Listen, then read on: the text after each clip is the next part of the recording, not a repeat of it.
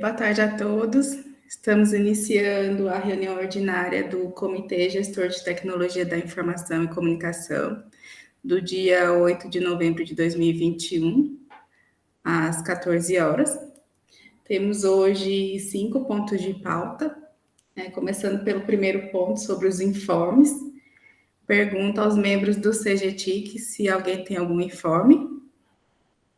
Pode se manifestar pelo chat, por favor. Professor Rafael. Boa tarde a todos, boa tarde à presidência do CGTIC, todos os conselheiros. Então, só deixar o registro aqui, que recentemente nós recebemos a visita da Comissão de Monitoramento e Acompanhamento das Escolas Médicas, né? E eles fazem a avaliação como um todo da nossa estrutura, então fizeram também, nos pediram alguns relatórios de TIC, e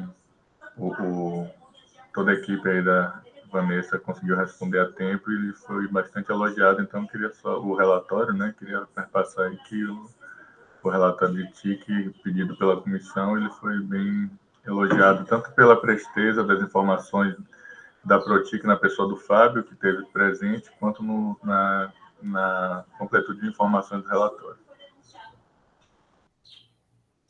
Agradeço, professor Rafael. Mais alguém? Eu tenho aqui 3 informes. O primeiro é que nós iniciamos a entrega dos notebooks no mês passado, né? Enviamos para todos os campi fora de sede, e aqui em Barreiras nós estamos entregando na sala da Protic, na reitoria. Né? Até reforço aí para os diretores, principalmente aqui os de Barreiras, para falarem com os professores, que vários ainda não foram buscar. Né? Então, para reforçar aí que estamos agendando as entregas. A segunda foi que retomamos a migração dos sites. Então, na semana passada, já publicamos o site de Bom Jesus da Lapa, Bom Jesus da Lapa, e na semana anterior de Barra. Né? Começamos pelos campi fora de sede, né? E a partir da semana que vem vamos começar os do centro de Barreiras, né? E ao mesmo tempo também começamos a migração desses sites para a nuvem. Então, no mês passado nós fizemos um treinamento com a fornecedora, né, do serviço de computação em nuvem. Agradeço já a todos os diretores que liberaram os técnicos para participarem, e a professora Adriana também aqui do CRESC. Foram 40 horas de aula e já solicitamos aí o início da migração dos sites. Então, já vamos migrar do antigo para o novo e já vamos levar para a nuvem. Então, é isso. Para depois, vai ser o nosso projeto piloto de migração para a nuvem, depois a gente vai começar a migrar os outros serviços. Então, esses são os meus informes. Vanessa, deixa eu lhe perguntar, tem um cronograma dessas migrações, que na verdade minha dúvida é o SIGA mesmo. É o SIG. Então, o problema do SIG maior é que a gente tem que, pelo que a gente aprendeu lá no curso, a gente tem que ter 2 máquinas, tem um banco de dados separado. Então, é uma migração bem mais complexa do que o site, né? O site, a gente cria uma máquina, leva tudo e acabou. Agora, o banco de dados, não. A gente tem que criar uma máquina só com banco de dados, migrar os dados separados do SIG. Então, tudo que a gente fala de SIG é um pouco mais complicado. Mas está na nossa previsão. Na verdade, a gente vai começar agora. Eu já solicitei o orçamento para a gente fazer o backup do SIG na nuvem. A gente já tem um backup aqui, mas a gente já quer fazer também já na nuvem, né, antes de migrar a aplicação para a nuvem. Né, mas aos poucos, porque a equipe também está aprendendo, né? A gente acabou o treinamento, então a gente está começando com alguns serviços mais simples, vamos dizer assim, para eles aprenderem. Tem essa curva aí de aprendizagem para a gente migrar. E até aproveitando, falar um pouco sobre o SIG, que o professor Valdeilson até perguntou para mim na semana passada como tá, né? A gente instalou já o SIG referência aqui na infraestrutura da UFOB mesmo, né? Fizemos os testes, levamos 6 meses, mas terminamos a migração dos dados. Já falei com a Leila, então o pessoal da graduação já retomou os testes, do módulo de graduação, que é o que tem mais customizações. E a equipe de sistemas de informação, eles estão fazendo ajustes nos demais módulos, porque alguns estão apresentando comportamento inesperado. Assim que eles fizerem esses ajustes, a gente vai retomar aí de todos os módulos. Certo? Então, estamos avançando aí. Do atualizado, da versão mais atualizada, já com os nossos dados. Sim, já está com os nossos dados, isso. E daí, a gente até pretende fazer uma atualização do que já está aí, porque já tem 3 meses. Né? Fazer uma atualização para ver já também como funciona o diploma digital. Né? Mas, como eu falei, com bastante paciência, aí, porque a equipe é pequena, então, aos poucos, a gente está avançando. Mais alguma coisa, gente? Passando, então, para o segundo ponto de pauta, apreciação da ata da reunião ordinária do CGTIC do dia 16 de agosto de 2021. Então, a ata foi enviada por e-mail. Pergunto se mais alguém tem contribuições, ajustes. Pode se manifestar pelo chat. Não? Então, não havendo mais contribuições, submeto a ata para apreciação. Os que aprovam permaneçam como estão. Abstenções e votos contra se manifestem pelo chat. Então, temos que a ata da reunião ordinária do dia 16 de agosto de 2021 foi aprovada por unanimidade. Passando ao terceiro ponto de pauta, é a apreciação da declaração ad referendo do dia 25 de agosto de 2021. Eu vou projetar aqui.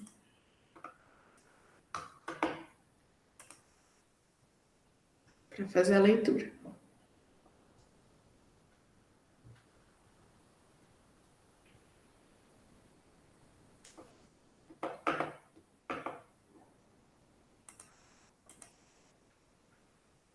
Declaração de referendo.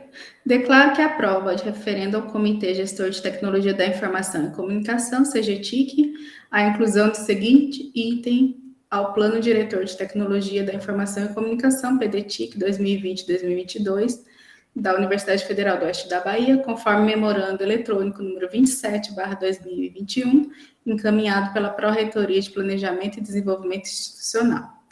Então, a professora Leriane solicitou 10 licenças do software AutoCAD LT.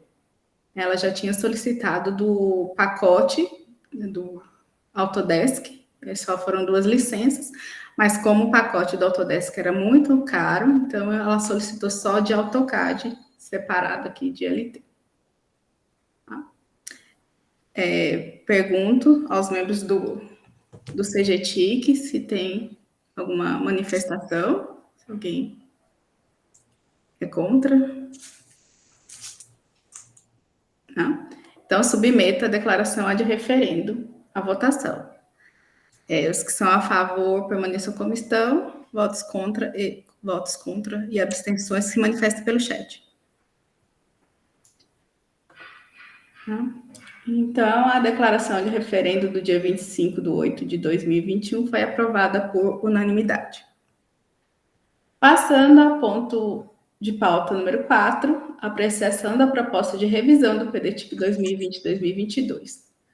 Esse ponto, na verdade, foi uma iniciativa minha na semana passada. Eu já sabia que o professor Rubio tinha solicitado alguns computadores para serem adquiridos em 2022 para o Núcleo de Práticas Jurídicas, né?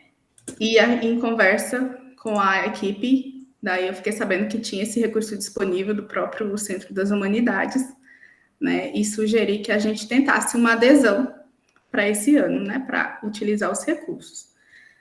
E nessa conversa, daí, conversei também sobre o laboratório de geoprocessamento, né? Do CRES, para a gente tentar também fazer a renovação dos equipamentos, que são bem antigos lá, e são equipamentos avançados, porque o software, ele vem sendo atualizado e vai exigindo mais da máquina, né? E daí também falamos sobre o laboratório, o segundo laboratório da biblioteca, que fica aberto aos estudantes. Né? Então, eu conversei já com o professor Rafael, Valdeir, o professor Rubio. Então, eu abro aqui para vocês, então, falarem a quantidade, justificarem para a gente incluir aí, tentar fazer essa adesão para o final do ano. Quem quer começar, professor Rubio? Posso sim, Vanessa. Boa tarde a todas, a todos os membros aqui da Câmara. Como o presidente Vanessa já comentou, né, a gente tem essa demanda, na verdade, assim, o próprio histórico da implantação do núcleo de práticas jurídicas é uma exigência do curso, e é justamente o espaço onde os estudantes fazem as práticas, né?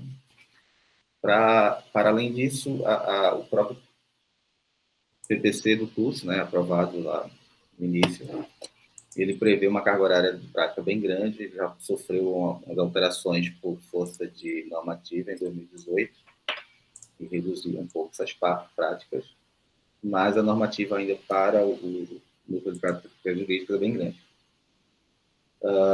Existe um processo, eu estava aqui justamente tentando achar o número dele, mas acabei não achando agora, e aí passei a manhã toda em aula, não consegui resgatar esses dados, que mostra layout, enfim. Desde 2018, há tratativas, e foi intensificado em 2019, para espaço onde possa ocorrer, onde possa estar lotado esse núcleo. Tem algumas regras que precisa ser em local onde o público tem acesso, né, porque são realmente as práticas, onde professores fazem realmente as peças, os alunos acompanham e participam disso tudo, e é realmente atendimento ao público. Por outro lado, tem também as dimensões são diferenciadas, e alguma dessas partes pode ser no campus. O fato é que tem sido mantido diálogo, esse processo. Eu comentei que tem layout, tem a justificativa, já tem parecer da antiga Prograf, mas também tem sinalizações da Prograde, e se encontra, então, esse processo no gabinete, porque o gabinete, juntamente com diálogo conosco e com os professores também do curso de Direito, tem tido de cessão de espaços para alocar, então, o núcleo. Na sexta-feira, ou melhor, no sábado, depois que a gente conversado com Vanessa, durante a semana, nós conseguimos nos reunir com a professora Rosilene, que é a atual coordenadora do curso de Direito, que quando ela solicitou, né, esses equipamentos, justamente naquele período em que estávamos finalizando, né, o PAC, porque para além então, do equipamento que a gente vai falar aqui hoje, tem toda a parte também imobiliária, enfim, e Napoleão, que é o nosso gestor do núcleo de apoio à pesquisa administrativo, é quem faz esses preenchimentos, enfim, dialoga. E aí havia um memorando onde solicitava uma quantidade de compradores que iriam ser ocupados em 3 espaços, justamente por conta desses diálogos do gabinete da reitoria para alocar, então, esses computadores. Eu estou aqui tentando baixar a planilha, a gente está conseguindo encontrá-la. Não sei se você tem acesso a essa planilha, Vanessa, se pudesse me ajudar aqui, eu não estou conseguindo baixá-la. Não sei, professor, não conheço essa planilha. Eu estou tentando baixá-la aqui, mas está bem complicada. No último sábado, depois que a gente tinha conversado no início da semana com a Vanessa, a gente conseguiu se reunir na sexta-feira com a professora Rosilene, mas o professor Tiago e o professor Flávio, juntamente também com o Napoleão, porque Flávio e Tiago são, assim, têm bastante experiência com instalação e uso, né, desses espaços de práticas jurídicas. E eles haviam mandado, juntamente com o próprio colegiado, montou uma subcomissão dentro do colegiado para poder acompanhar esse processo, justamente inclusive o processo do CIPAC, toda vez que há uma sinalização por algum órgão que pudesse, então, ceder espaço, então essa comissão vai lá e observa-se a localização, a acessibilidade, enfim, todos esses dados. Então, dentro da perspectiva da planilha, a gente tinha, então, uma solicitação para uso de 3 espaços. A pergunta para o curso foi justamente a necessidade, então, desse uso de 3 espaços. A professora Rosilene, por sua vez, nos enviou um memorando, novamente com as mesmas justificativas, que são as mesmas que estão colocadas no processo e nos encaminhamentos que são sendo dados a cada nova necessidade ou possibilidade de diálogo com algum órgão que pudesse nos ceder espaço. Temos também uma possibilidade até de formação de um ACT, e esses processos todos, a partir desses diálogos, vão acontecendo paralelamente, até que a gente consiga, então, efetivamente ter um núcleo de práticas jurídicas. Para a justificativa, para além das quantidades e tudo mais, a gente foi, e para além da pauta do PPC, né, que tem uma lógica, tem até uma espécie de... é escrito no formato de resolução, mas, na verdade, é com o procedimento do próprio núcleo de prática jurídica. Aí a demanda de como funciona, como os professores do curso atuam, como precisa ter um coordenador específico, até a parte, inclusive, de, para além do equipamento, como, por exemplo, impressora, enfim, mas há também a possibilidade de como utilizar as próprias nuvens, enfim, da universidade para poder fazerem as coisas lá e os alunos terem acesso. Então, há uma sinalização e se encaminhando para que o prédio da OAB seja utilizado, e aí as tratativas também no sentido de questão de infraestrutura, ver como é que está, e da Ministério Público. Então, e há também a possibilidade de uma parte ficar no próprio campo de ligação. Então, dentro desses diálogos que vão seguindo, né, houve também algumas reuniões, no período que eu estava, inclusive, de férias, a professora Adriana se reuniu junto com Vanessa, com o Pablo, que estava como coordenador e vice-diretor, então, substituindo, mais a coordenação do curso e mais Napoleão. Então, há, sim, essa demanda, e eu gostaria só de mencionar aqui as justificativas colocadas após essas reuniões pela coordenadora do curso, e aí no próprio memorando, eu só estou tentando abrir, a minha internet está bastante lenta. Só para confirmar, então esse pedido seria daqueles 50 computadores, professor? Isso, a nossa reunião com a professora Rosilene foi justamente no sentido de readequar, né, considerando que a gente teria algumas etapas.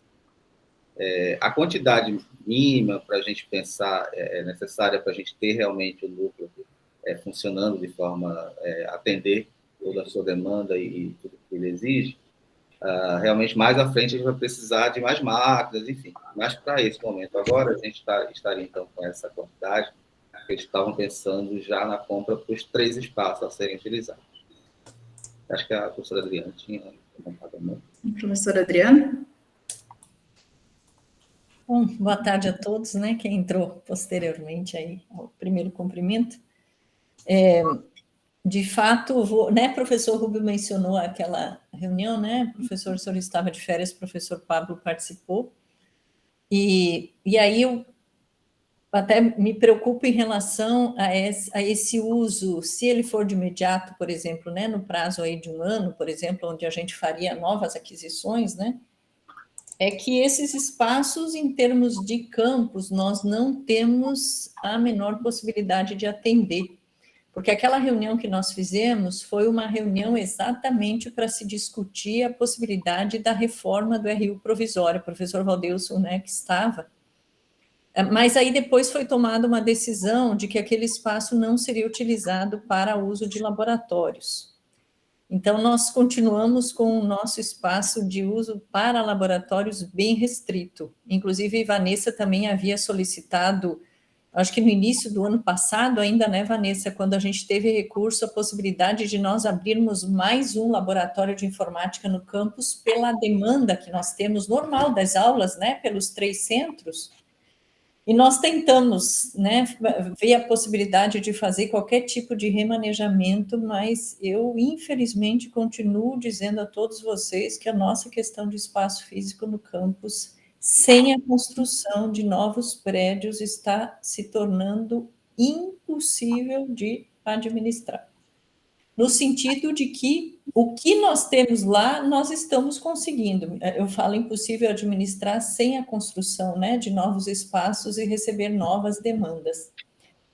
E aí eu me preocupo no sentido também, professor Rubio, porque nós já estamos recebendo equipamentos de outros centros, equipamentos que nem são da graduação, nem tem uma relação, né, direta com as aulas de graduação, mas principalmente de pesquisa, em que os professores estão participando dos editais, e não condenamos os professores de forma nenhuma por estarem fazendo isso, estão buscando, inclusive, né, recursos de outras fontes, fomento de outras unidades, só que esses equipamentos, eles estão chegando e nós não temos onde colocar.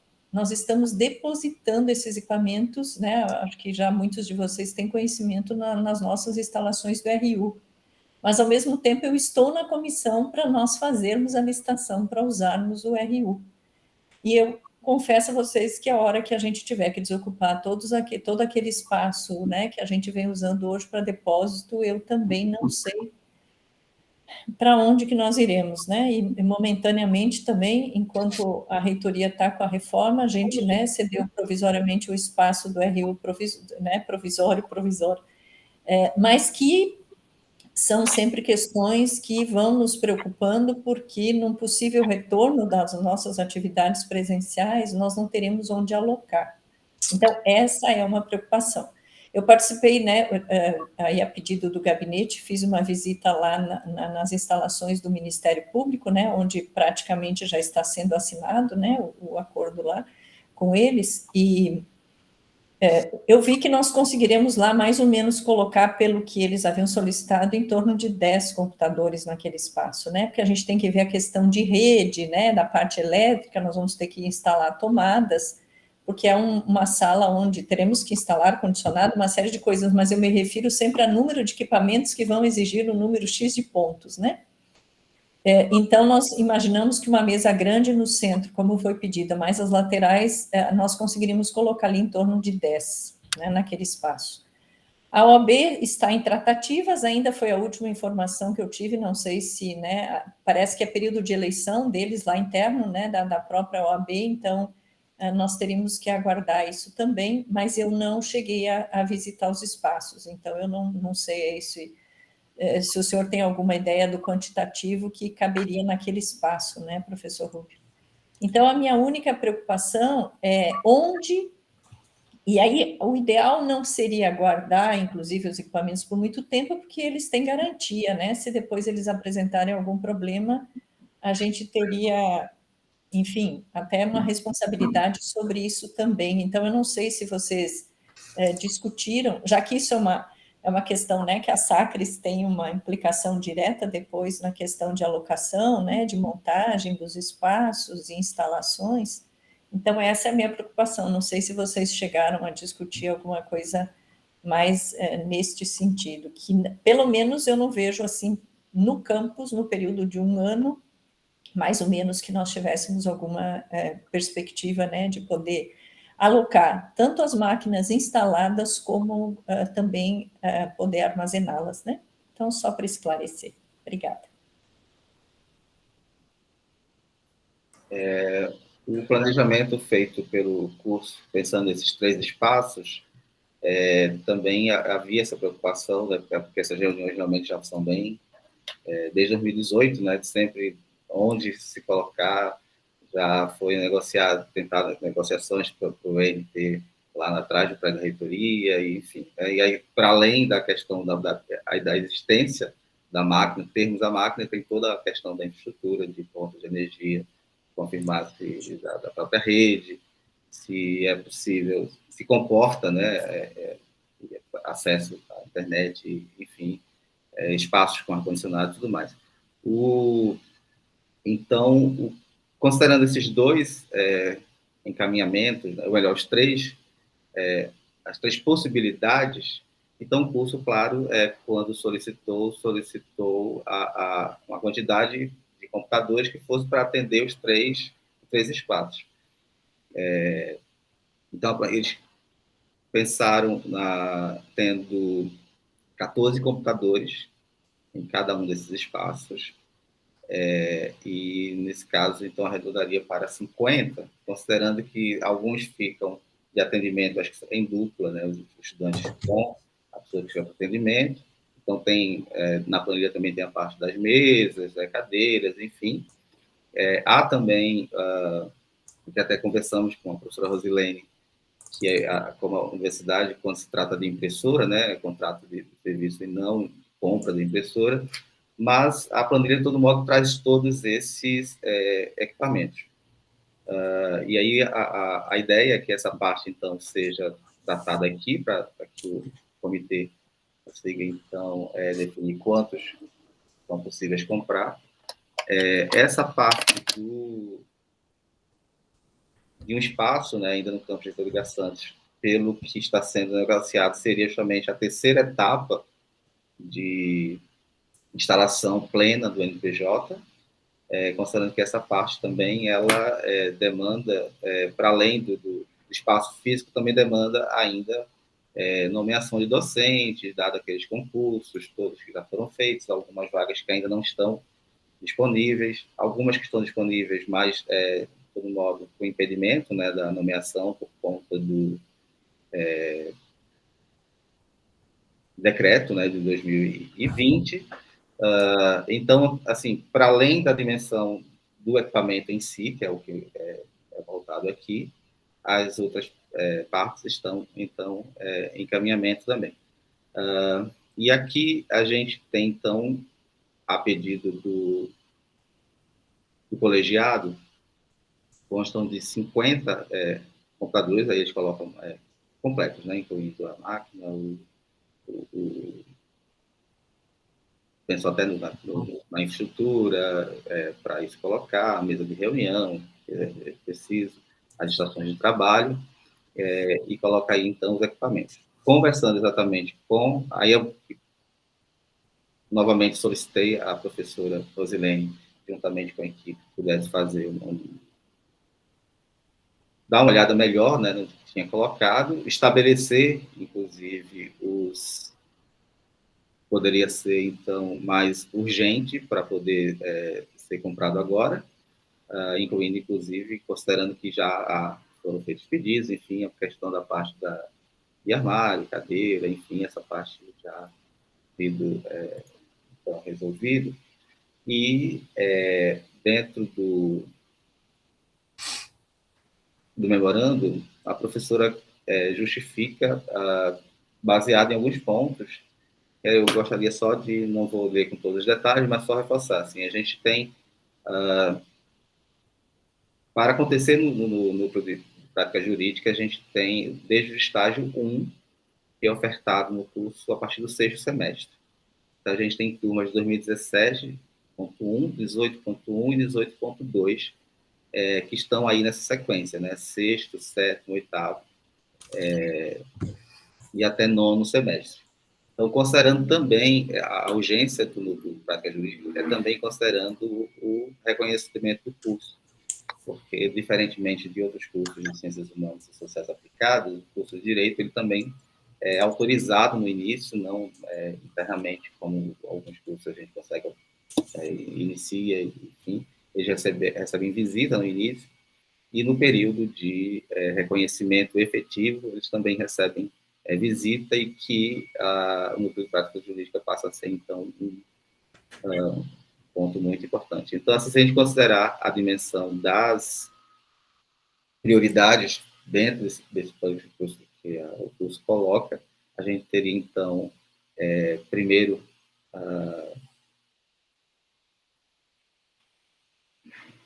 esses primeiros que cabem 14 em cada um, computadores. deixando, então, a etapa do que seria o espaço dentro do campus Heitor Liga Santos para posterior, quando readequações nos espaços, enfim, toda essa problemática que a professora Adriana colocou aqui. Então, para resumir, professor Rubens, seriam 28 computadores para 2021, atendendo o Ministério Público e a OAB. E aí, para 2022, se tiver espaço, aí a gente compraria o restante. Seria isso. Porque aí continuam as tratativas até se estabilizar tudo, para poder... Porque, assim, o curso é de 10 semestres, né, e os alunos já estão no 9º. E realmente essa demanda para o estágio é supervisionada. Os alunos, muitos estão fazendo estágios, mas não obrigatórios, né?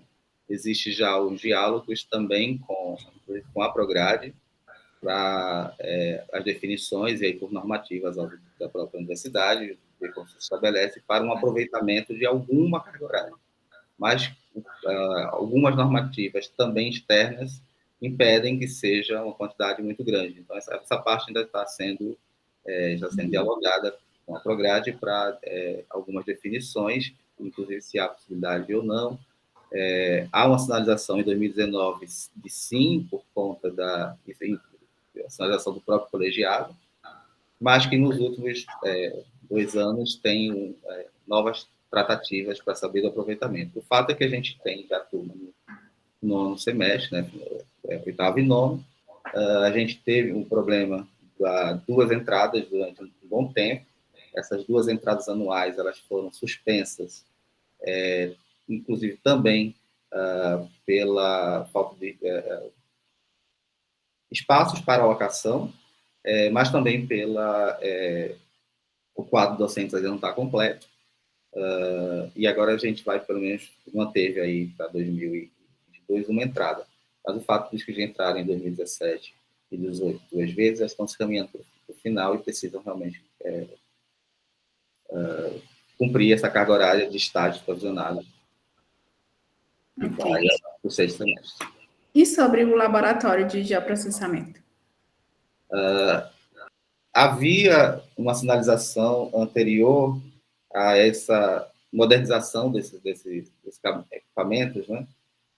Mas na ocasião em que a gente solicitou, então, um levantamento mais preciso, né, como se precisa de elaboração de software, enfim, tudo mais, a gente não conseguiu. Então, assim, para agora a gente ficaria, então, basicamente, a preocupação maior é que, assim, pensando nas urgências, né, o laboratório, embora tenha alguns equipamentos que estão precisando de... mas eles ainda existem, funcionam, e dá para ir levando por algum tempo. Mas a urgência, realmente, no Núcleo de Práticas Jurídicas, ela é muito grande, considerando essas disciplinas de estágio, né? Disciplinas não, essas atividades, né, enquanto componente curricular, que é bem grande, e a quantidade de estudantes também é muito grande, por conta das 2 entradas, principalmente. E a evasão no curso de direito também é pequena, de maneira que você chega realmente na faixa de estágio, você tem uma quantidade grande de estudantes para os estágios. Daí, essas tratativas estão seguindo de forma paralela com o Ministério Público Federal e com a OAB, porque se a gente imaginar que cada um desses espaços caberiam, né, como a professora Adriana comentou, de 10, o colegiado já entendeu 14, a gente não chegaria a 30 num curso que cada turma tem em torno de 50. Então, realmente, seria o foco principal enquanto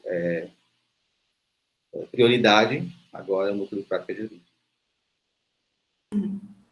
Então, eu só estou sugerindo, porque a gente pode deixar como prioridade os 28 computadores e acrescentar esses 22 do laboratório de geoprocessamento, porque se tiver recurso, a gente já adquire esse ano. E daí entra no mesmo processo. Bota os meus aí, uns 10 para mandar para o HO também, Vanessa, pelo amor de Deus. Peraí, já vai chegar em você.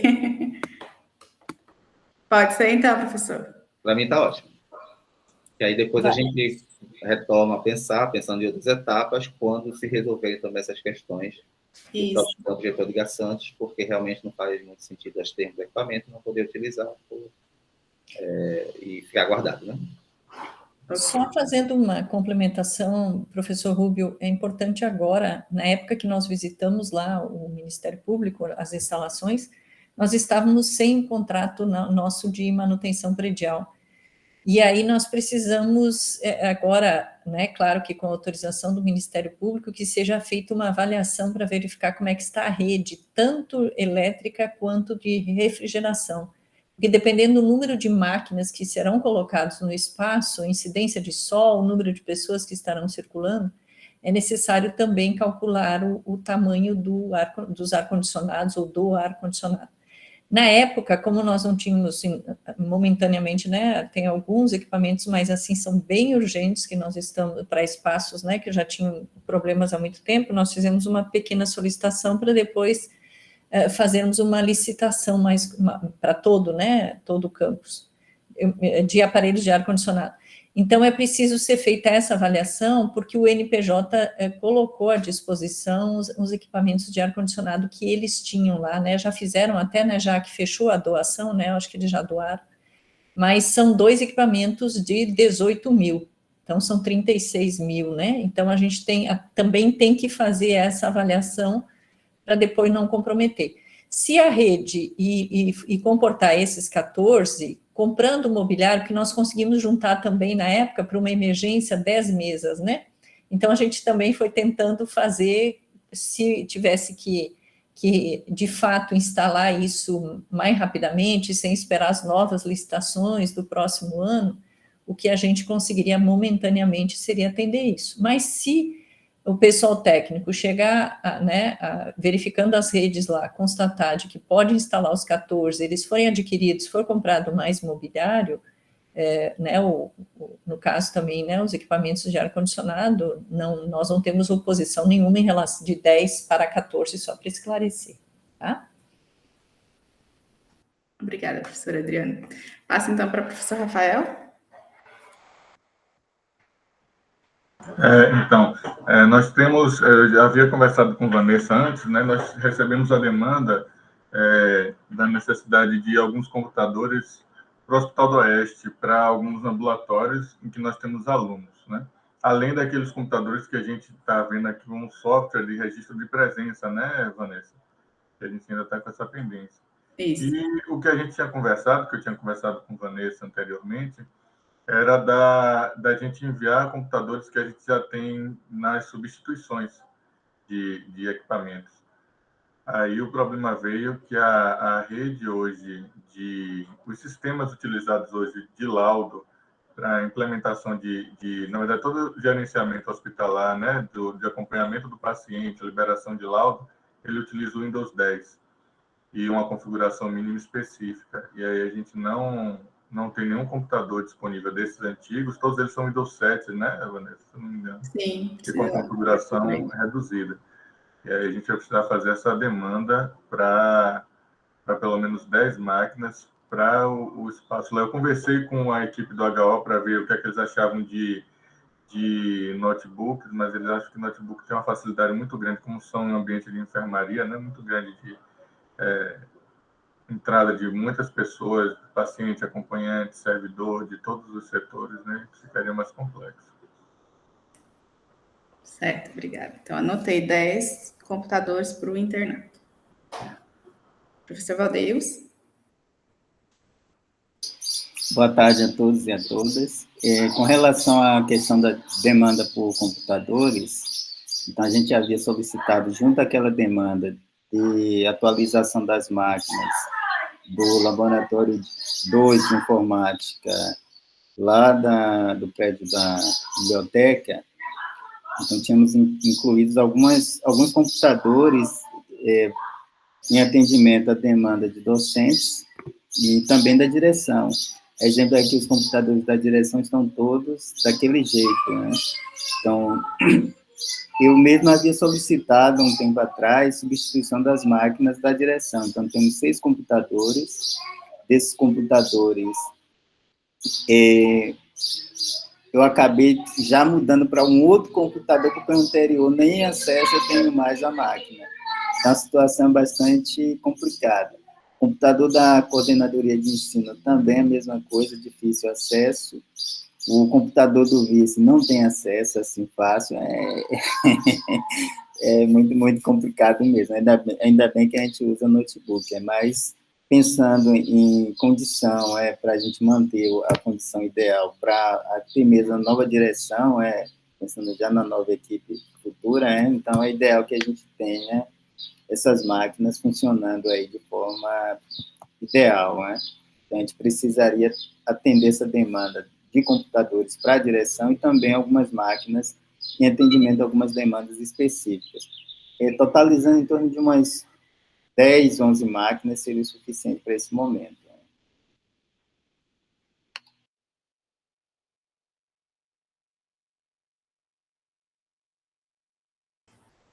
Mais alguma solicitação? Professor Cláudio?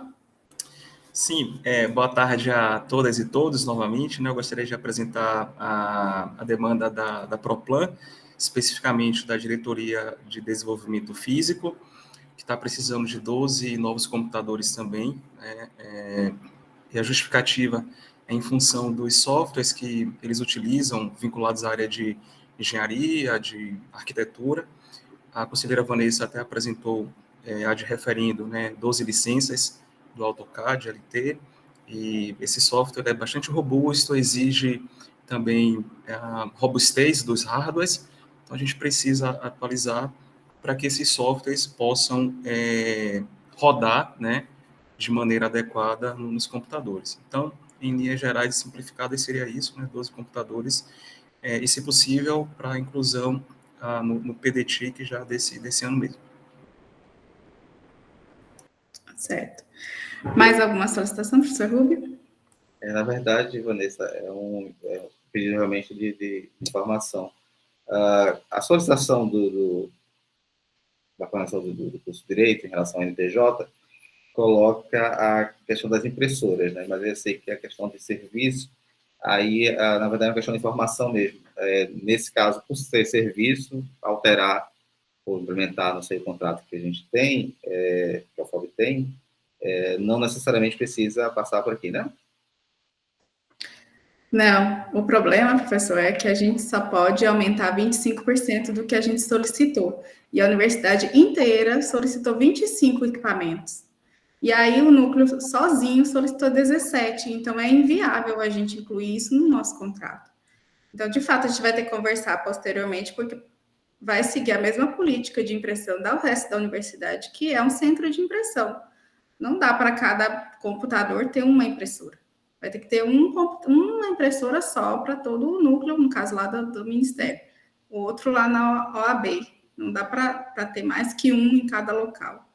Essa parte nós também conversamos na reunião já é pacificado dentro da... Assim, o pedido inicial, eles solicitam conforme a estrutura que é montada, e, inclusive em outros tempos e de outras instituições que não utilizam esse método de contrato de serviço para impressoras, E aí, assim, esses espaços eles demandam essa quantidade grande de impressoras, mas o que a gente também, e já está pacificado, a ideia é que a gente utilize até a própria rede para poder trabalhar com esses processos. A questão é que os processos, eles, por se tratar de processos reais, Então, alguns depende de algum sigilo. A gente já tinha pensado sobre como foi, em 2018 foi pensado que de repente poderíamos utilizar a própria rede da UFOB no formato que ela que estava na ocasião, e até o próprio CIPAC como sendo um espaço específico para o NPJ, e a dificuldade que se ficou naquele momento era de só, então, os professores, que estivessem fazendo a gestão daquele laboratório que poderiam ter acesso a esses documentos, não os estudantes. A prática deles é no sentido realmente dos estudantes fazerem as peças já no real, e os professores, nessa questão da orientação, do estágio, organizam, reelaboram. Então, a gente já pensou em outras possibilidades, de maneira que a gente sabe, já é pacificado que realmente, embora tenha sido apresentada inicialmente essa demanda de 18 impressoras, essa era no universo ideal, e a gente já entende que, curso também já entende, que é a adequação sobre a forma que a universidade opera nesse sentido de impressora, e sabendo também que não há possibilidade de juntar uma quantidade tão grande. O que se tem certeza em cada um desses espaços, então, inicialmente, pensando em 2, precisaríamos pelo menos uma impressora em cada um desses espaços, porque alguns documentos, como eles atendem ao público, eles recebem realmente no formato físico, eles precisam realmente escanear para colocar dentro do processo. Na verdade, é muito mais nesse sentido, que necessariamente da impressão em si, exceto alguns documentos que eles vão ter que imprimir e assinar para entrega, para atendimento ao público. Mas, na sua grande maioria, essa já foi acordada e mencionada mesmo, que reduziu-se bastante o que está sendo previsto de uso de impressora, sabendo, inclusive, que realmente o foco vai ser muito mais na questão dos scanners, né, poder ir escaneando, e que, nesse caso, obviamente, dentro do contrato, pensando aí em uma impressora para cada um desses espaços já é suficiente, ou até mesmo dentro do próprio, da forma de estrutura também que a OAB ou até mesmo o Ministério Público Federal pudesse também disponibilizar, será fato para se pensar depois. Realmente, a pergunta mesmo foi no sentido se realmente... Isso, acho que vocês podem avaliar nesse sentido, professor Rubio, dos scanners. Como a gente já discutiu aqui no CGTIC outras vezes, até o professor Rafael falou também do CCBS, a necessidade. Então, nessa questão... Eu já te perguntar agora dos scanners, era a próxima pergunta. Ele foi para pregão, não foi? Não tem essa demanda. Tem, Vanessa. Não. Os scanners do CCBS, você abriu outro dia o CGTIC e ainda viu que é o único centro que tinha demanda de scanner de mesa era o CCBS? Não.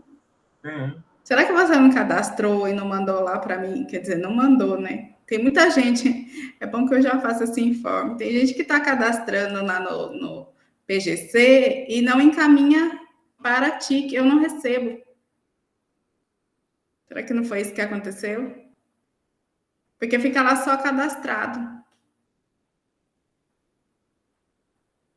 Mas a gente acrescenta na próxima, professor. Esse ano já fechou essa licitação, já vai até ser publicado o edital agora. E aí, bom que todos os setores avaliam se vão solicitar o scanner, que a gente faz uma licitação geral. O que foi do céu foi o leitor biométrico. Só foi agora, não deu certo aquela vez, não? Não entregaram. Teve que cancelar o empenho. Aí a gente colocou de novo. Haja cancelamento de empenho. Não, cancelaram não. Entregaram, acho que alguns. E a gente vai precisar de mais. Tem vários assim agora. Mas fechando, então, alguém mais vai solicitar?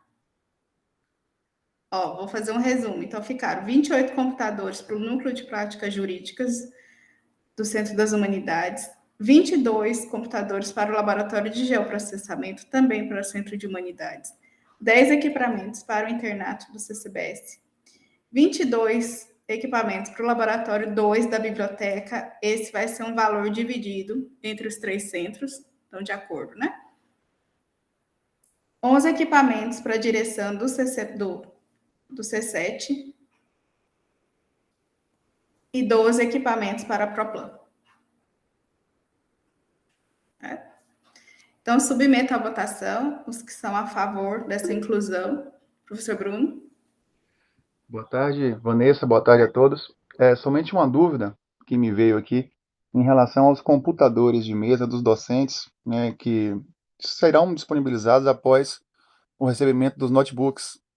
A ideia é que esses computadores fossem disponibilizados também para o uso dos estudantes.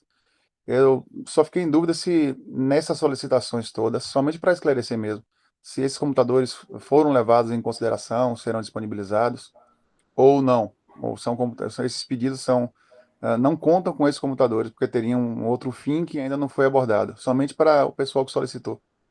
Isso, vai ter outro fim, vai ser uma pauta também que eu vou trazer, já foi até solicitado pelo professor Jairo para a gente discutir, é que esses computadores mais antigos, eles têm uma configuração bem mais baixa, né? Por exemplo, a maioria tem 4 GB, e vários desses que a gente está solicitando aqui são de equipamentos avançados, que precisam rodar AutoCAD, o software de geoprocessamento, que são bem mais pesados. esse tipo de máquina a gente não tem na instituição. Tem alguns setores, por exemplo, a Protic tem, a Proplan, alguns só, então, mas são pouquíssimos. Então, esses que a gente vai recolher dos professores não atenderiam, por esse motivo. Mas aí a gente vai discutir, sim, o que vai fazer com os outros que serão recolhidos. Tá ok, então, muito obrigado. Nada. Mais alguma dúvida? Posso submeter? Professora Adriana? Vanessa, agora, já com a pergunta de professor Bruno aí, me ocorreu outra. A nossa ideia também era que pudéssemos atender, por exemplo, nós vamos, por falta de espaço físico, montar um gabinete que seria conjunto dos professores lá no centro de convivência, né, para os novos professores, que pelo menos que já foram contratados. Nós pensamos que o atendimento para eles seria feito através de notebooks, é isso mesmo, né? Isso. Porque nós não pensamos em nenhum momento nos equipamentos, no mobiliário, sim. Aí agora a ideia é essa, todos os novos estariam recebendo, então os novos professores estariam recebendo os notebooks, é isso? Sim, eu conversei já com o professor Clayton, ele me passou aí um quantitativo de docentes, quantas vagas que a gente tem e quantos tem estimativa aí para serem contratados para o ano que vem, e nós reservamos. Então, a gente reservou uns 20 notebooks para esses novos docentes. Ô, Vanessa, deixa eu lhe perguntar, porque na primeira leva de computadores, que tinha sido pela gestão do centro para fazer a distribuição, a gente tinha colocado na fila também técnico administrativo em educação. A política de distribuição agora está sendo somente para docente, que eu não entendi, eu perdi as últimas reuniões do CGT. Na verdade, quando a gente distribuiu aqueles 100, porque chegaram 100, depois os outros 400, né? A gente já tinha discutido que ia dar prioridade aos docentes por conta das aulas, né, remotas. Mas quando chegar os 100, a gente falou que poderia distribuir para qualquer um que precisasse, que tivesse maior urgência mesmo, porque a gente sabia também que tinha técnicos que não tinham notebooks. Por isso que a gente falou que poderia distribuir, porque a gente já sabia que iam chegar os 400 e os 400 atenderiam todos os docentes da instituição.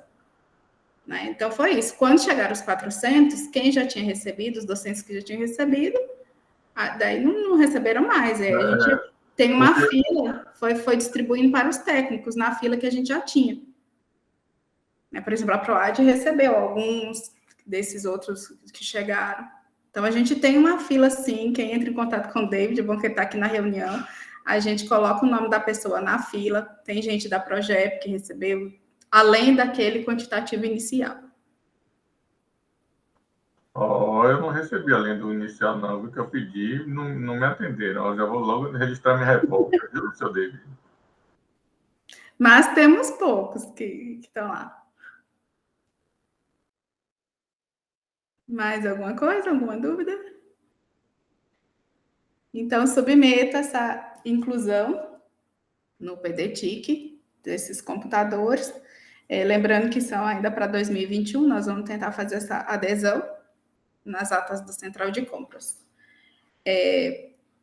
Os que aprovam a inclusão, permaneçam como estão. Votos contra e abstenções se manifestem pelo chat. Então, a inclusão foi aprovada por unanimidade. Passando ao próximo ponto de pauta, apreciação da minuta da Política de Segurança da Informação da UFOP. Então, essa é uma pauta muito importante, ela vem sendo cobrada há muito tempo pelas auditorias. No ano passado, nós respondemos uma auditoria de segurança da informação. Lembro que teve aqueles ataques cibernéticos a vários órgãos, então, logo em seguida, o TCU fez uma auditoria, e essa é uma pergunta recorrente, porque é da legislação, temos que ter a política. Então, pensando nisso, nós instituímos uma comissão formada pela Leila, da SA, que é a presidente, o Kailon, da Progep, e o William Rangel e o Luiz Hilário, da Protic. Então, eu vou passar a palavra para a Leila para ela falar um pouco sobre os trabalhos da comissão. Boa tarde a todos e todas. Eu vou pedir desculpa por não abrir minha câmera, porque a minha internet está oscilando o tempo todo. Caí nesse instante. Aí, tanto o áudio fica picotando, como o rostinho de vocês viram bolinhas. Então, para não atrapalhar a apresentação, eu vou projetar a minuta que nós construímos e vou falar um pouquinho do histórico, né, de como que a gente começou os trabalhos, mas coisa rápida só para poder contextualizar a construção do documento. Um momento.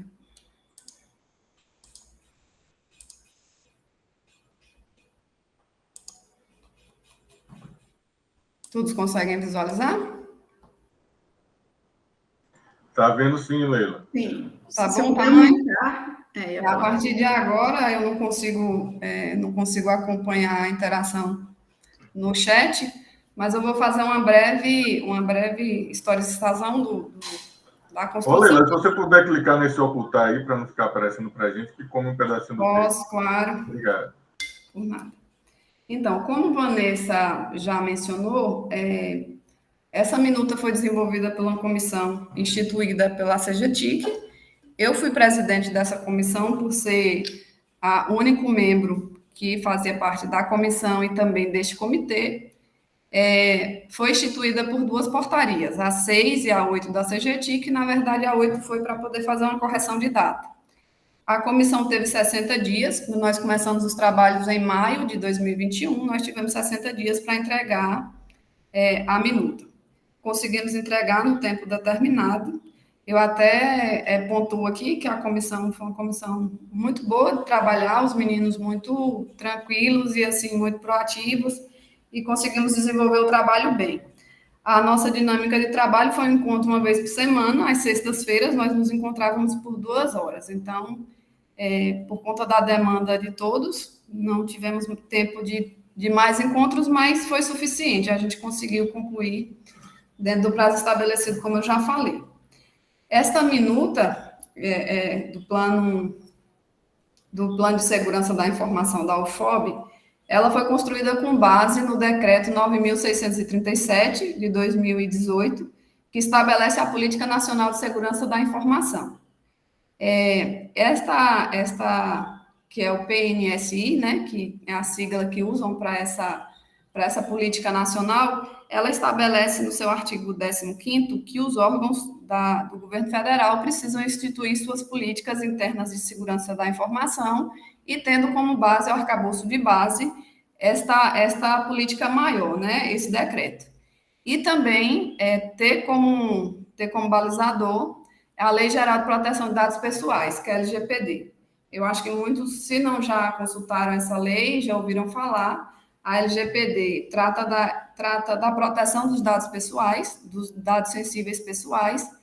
Foi publicada em agosto de 2018, entrou em vigor em setembro de 2018, e de lá para cá, até agosto último, a lei ela não previa sanções naquele momento. Foi mais momento para poder, tanto os órgãos públicos quanto as empresas privadas, né, organizarem seus sistemas, organizarem os processos de implementação da lei.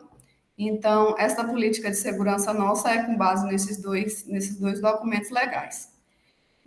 De início, nós buscamos na UFRN, para ver se a UFRN tinha um plano de segurança do trabalho, até porque um dos principais sistemas que a gente utiliza é o SIGA, eles têm, mas está desatualizados. A maioria que a gente consultou, com exceção da Federal de Viçosa, estão desatualizados com seus planos de segurança da informação, porque não estão em atendimento a esse decreto e a LGPD. E aí, com relação ao documento em si, esse documento que nós preparamos, o documento nós desenvolvemos ele com 6 capítulos. No primeiro capítulo, nós trouxemos as disposições gerais. No segundo capítulo, nós entendemos a necessidade de trazer a definição dos termos usados, né? Apesar da gente estar o tempo todo preocupado com a segurança da informação, mas tem termos, principalmente os termos voltados para a TIC, que não é de não é de um conhecimento geral. E a política é para atender a toda a comunidade da universidade. Eu acredito que vocês já devem ter feito uma primeira leitura, então os estudantes também vão se submeter a essa política. Então, por isso, a necessidade dessa definição, para que todos tenham conhecimento do que se trata. Um terceiro capítulo foi dos princípios, o quarto, diretrizes gerais da lei, O quinto, a gente trouxe as competências e responsabilidades, inclusive foi pensado num comitê para poder implementar e acompanhar a política de segurança de informação da UFOB, e um terceiro capítulo, as disposições finais. Esse aqui é o documento na íntegra, que vocês também já tiveram acesso. Eu acho que desde semana passada, não foi, Vanessa, que foi disponibilizado o acesso para todos. Está aqui o documento, e aí eu deixo aberto para a discussão, as contribuições necessárias, e o que for preciso eu vou acrescentando aqui ao documento. Muito obrigada, Leila. Então, eu abro agora para as discussões. As contribuições aí pelo...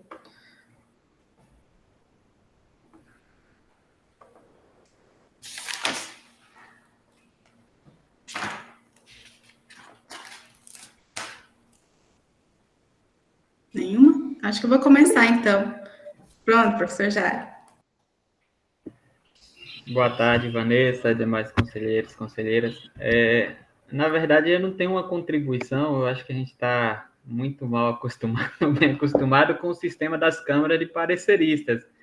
Aí essa que é a minha pergunta, não foi, então, não tem um parecer da minuta para enfim, iniciar a discussão? A proposta é discutir em cima da minuta mesmo, diretamente aqui. É isso. Isso, professor, é porque depois que a gente aprovar aqui, vai para a Câmara. E lá vai ter já um parecerista lá, porque vai ser discutido daí com o resto da comunidade, né?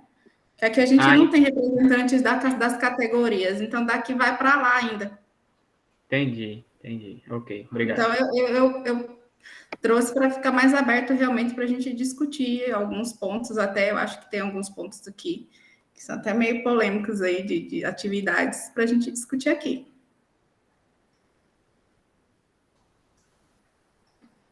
Você tem alguma contribuição? Só essa dúvida? Ok, Vanessa. Não, era mais dúvida sobre o processo. Eu confesso que eu não consegui ler ele com atenção. Vamos ver a discussão e eu ver se eu consigo contribuir. Obrigado. Pronto, então eu vou começar e vocês vão pensando e vão lendo e vendo.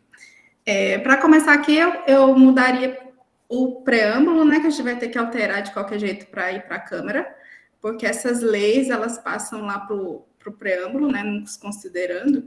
Então, eu uniria o artigo 1º com o artigo 2º. Aí, Leila, ficaria assim. O artigo 1º. Mas você pode colocar em vermelho para a gente... Coloca aí embaixo? Abaixo aí do artigo 1º.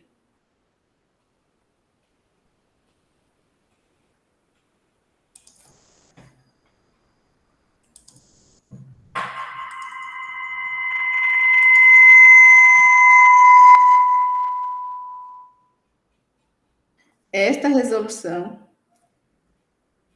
Um momento, Vanessa, deixa eu fechar aqui, que eu abri os dois, está dando eco.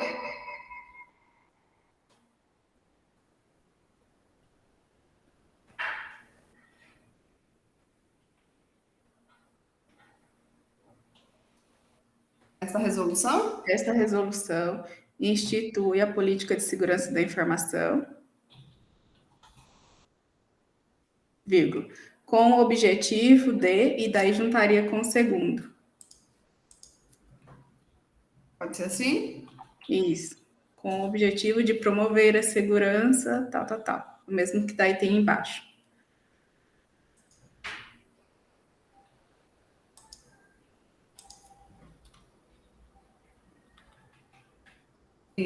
Isso. E só no final, ao invés de ser demais normas e resoluções, porque provavelmente só vai ter essa resolução, demais normas complementares. Embaixo, você nesse fala... final aí do artigo 1º. Nas demais normas complementares.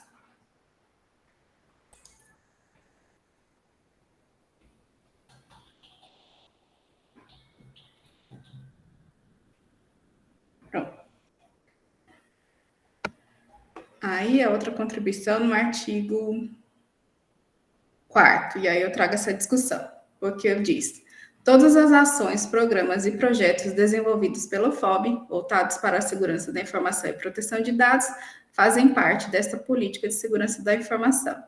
No meu entendimento, fica parecendo que as ações, projetos e programas podem ser elaborados desconexos, e a gente vai falar que é da política, quando deveria, eu vejo que seria o contrário. A política que vai definir quais são essas ações, programas e projetos.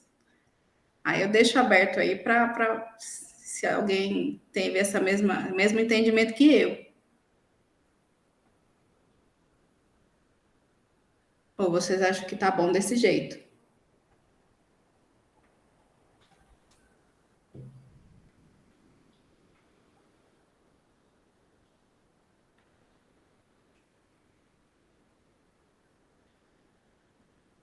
Ô, Vanessa, esse artigo, ele foi colocado pelo seguinte, hoje tem a comissão da LGPD, né? A comissão da LGPD planeja fazer... Vocês estão me ouvindo? Ou eu fechei sem perceber? Tá, tô ouvindo. Essa comissão tem como competência também promover informes, cursos voltados para a LGPD, que não deixa de ser da segurança de política da informação. Então, pensando que existe também outros espaços que discutem políticas de segurança, por isso que a gente escreveu esse artigo dessa forma. Uhum. Tá. Sim. Deixa eu ver aqui. E pensando da seguinte forma, faz parte dessa política porque não pode ser desconexa dela, né? Ela vai estabelecer as diretrizes da construção de qualquer programa ou ação e logo abaixo tem a indicação de um comitê, né? De um comitê de acompanhamento. Então, independente de ser um outro comitê, precisa ter esse contato com esse comitê principal para poder discutir qual o momento de implementar, coisas desse tipo. Por isso, a escrita dessa forma. Certo. Então, passo para o artigo 6º. Mas todos concordam? Acho que todo mundo ficou em silêncio.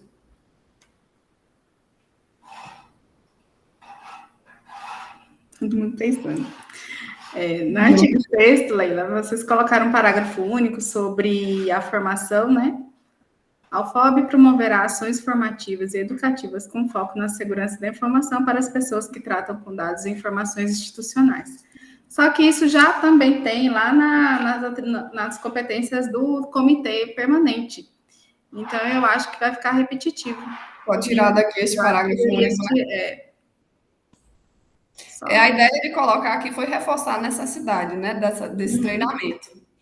Não só publicar um documento de que tem, mas... mas como já é atribuição, mas como já é atribuição do comitê, achei que ficou eles vão fazer esse levantamento, verdade.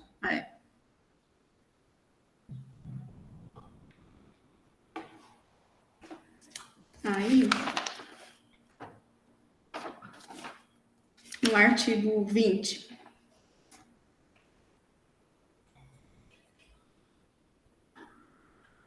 a UFOB promoverá ações para garantir que todos os processos sejam digitais, incluindo a digitalização dos processos físicos já existentes.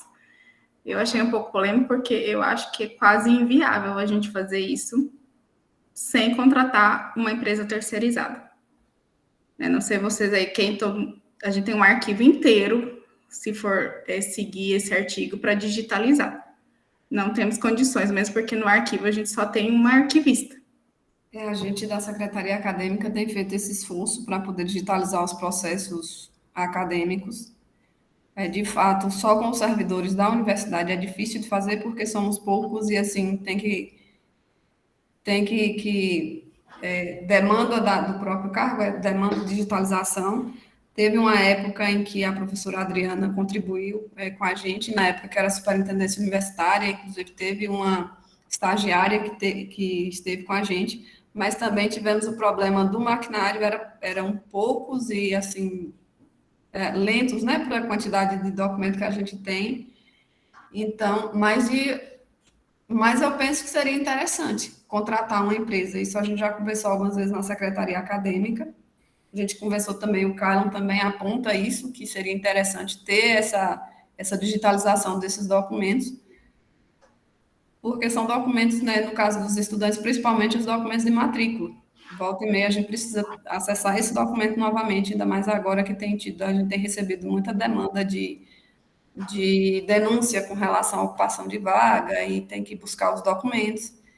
Então, se a universidade entendesse da necessidade e o esforço de fazer essa digitalização, acho que compensaria fazer uma contratação, sim. Mas aí, óbvio, a gente tem que ver se seriam todos. Vou passar para o professor Rubio, então, que pediu a palavra. É só ter de contribuir mesmo. Assim, acho que na medida que a gente coloca que a UFOB vai promover as ações, não necessariamente está colocando qual é o período que a gente tem para fazer isso.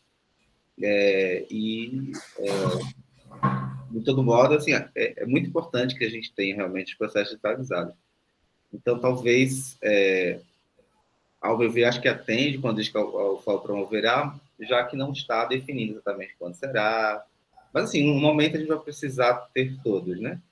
Então, acho que é isso que o texto, nesse artigo, ao meu ver, tentou garantir. E uma hora vai ter tudo, mas, assim, claro que é preciso que se desenvolvam ações que não precisam ser necessariamente com urgência, considerando que os próximos, a partir de um determinado tempo, a gente já tem todos os processos já digitalizados. Sim, a ideia foi justamente essa. E a gente traz, a Secretaria Acadêmica traz como experiência isso mesmo, né? Esse exercício que a gente tem feito para poder digitalizar os documentos acadêmicos. Eu imagino que quando a gente pensa no universo da universidade, tem muitos documentos. Então, poderia colocar como um plano de trabalho a médio até longo prazo, se for o caso. Professora Adriana? Já a Leila mencionou, né, daquela época que a gente tentou dar um apoio, né, Leila, e de fato os equipamentos não auxiliaram, e agora nós também temos, né, os terceirizados lá do campus, que momentaneamente estão, né, dando um apoio lá, inclusive, viu, Leila, me cobraram a semana passada, né, perguntando na Ana Cristina, precisando organizar uma série de coisas na biblioteca, com essa possibilidade de retomada de atividades, né? Professora, quando que nós vamos ter os servidores? Sem contar que nós vamos iniciar também aí, em conjunto com a PROAD, em dezembro, toda a parte de levantamento, né, do patrimônio lá do campus, na realidade, um inventário, né, do campus como um todo. Então, é uma necessidade que eu concordo que ela é fundamental, até porque nós corremos o risco de ter lá, sei lá, aconteça qualquer imprevisto, né, e mole, perca algum, né, qualquer documento desses e a gente não tem nenhuma cópia digitalizada. Eu acho isso também, né, um outro risco que nós podemos correr, estamos passíveis, né, embora ninguém deseje, mas a gente nunca sabe, né, o que pode acontecer. Então, as meninas estão lá dando uma contribuição enorme, professora, até agradeço. Não é o espaço, mas como já estamos falando sobre, as meninas estão fazendo um levantamento junto com os servidores da Secretaria Acadêmica, auditoria do cadastro dos estudantes, para vocês verem como é difícil manter o arquivo físico. A gente está indo de pasta em pasta, verificando algumas questões do cadastro do estudante e anotando no sistema. E agora, com o período de chuva, a gente tem toda uma dificuldade que tem que trazer todos os armários para o meio da sala, cobrir com lonas plásticas. Então, eu acho que, assim, seria importante a universidade promover uma ação dessa de digitalização dos processos. Eu ia dizer que exatamente para se pensar, né, em colocar isso no planejamento, em alguma, a minha fala era exatamente essa, que a gente pensasse em colocar isso no planejamento, porque nós sabemos que o número de documentos não vão parar, né, a gente sempre vai ter novas demandas, embora os nossos processos agora eles estejam cada vez mais automatizados, mas houve um período muito grande, né, pelo qual nós só trabalhamos com os processos físicos, e não é só a parte acadêmica, é toda a área administrativa também, né? Então, é muita coisa, realmente. Concordo com o professor Rubio, que embora não se estabeleça o prazo, mas é importante, né, salientar aqui a importância. Era só nesse sentido, para contribuir. Obrigada, professora Adriana. Passo para o professor Rafael. Minha preocupação aí, né, eu sigo com todos os colegas, a gente já, acho que foi 2018, 2017, a gente passou por uma auditoria grande aí que a gente teve que ceder, acho que foi a Projeto que pegou todos os scanners de todos os setores para... Você lembra? Vocês devem lembrar, né? Uma auditoria grande dessa aí. E só para um setor foi uma mobilização muito grande. E o que eu me preocupo é porque nós temos, por exemplo, arquivo de concurso, eu não lembro agora, desde 2018, a gente tramita ele inteiramente online, mas a gente produz muito documento em papel. Então, os documentos em papel são produzidos, digitalizados, e a gente mantém os documentos físicos, né, conforme a portaria lá de 2019, e manda para o arquivo. Então, vai existir documentos no arquivo que eles, na verdade, já estão digitalizados, já estão tramitando em processos. Então, talvez isso gere até uma redundância. Isso aí é uma questão a ser avaliada e ver como é que a gente vai conseguir trabalhar isso, porque, com certeza, alguns arquivos físicos eles já estão digitalizados, mas a gente mantém os dois. De fato, acredito que vai ter que ter um plano, realmente. Passo para o professor Cláudio. Boa tarde a todos e todas. Boa tarde, presidente. Só uma sugestão em relação ao artigo 7. Geralmente a gente não faz isso, né? Não é comum fazer a questão da conceituação. E também, ao ler a minuta, eu não encontrei a aplicação desses termos em relação à auditoria, ameaça. A própria termo ameaça, por exemplo, ele não é empregado ao longo do documento, senão numa só vez, né? Então, consulto também qual seria a necessidade de manter essas definições e, se não me falha a memória, acho que é o artigo 25 ou 26, quando ele fala dos casos omissos e dúvidas.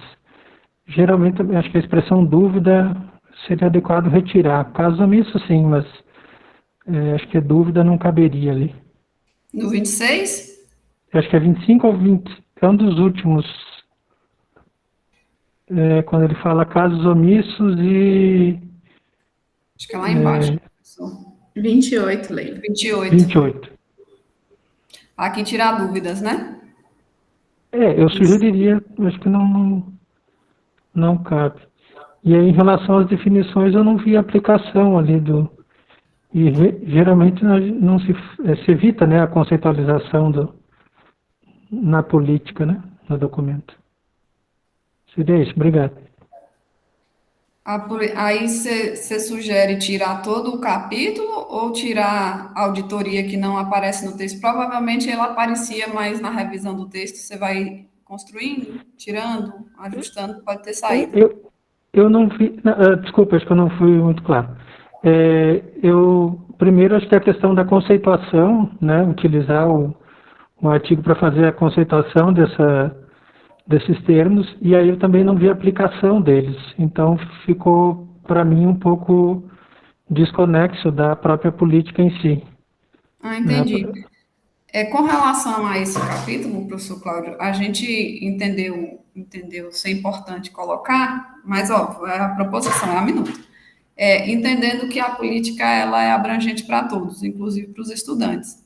Então, pode ter algum termo que a gente utilize no dia a dia na fala e que o usuário, o usuário mesmo, a comunidade, não compreenda exatamente do que se trata, qual é a conceituação desse termo que a gente está usando. Mas foi mesmo uma sugestão, a gente entendeu dessa forma.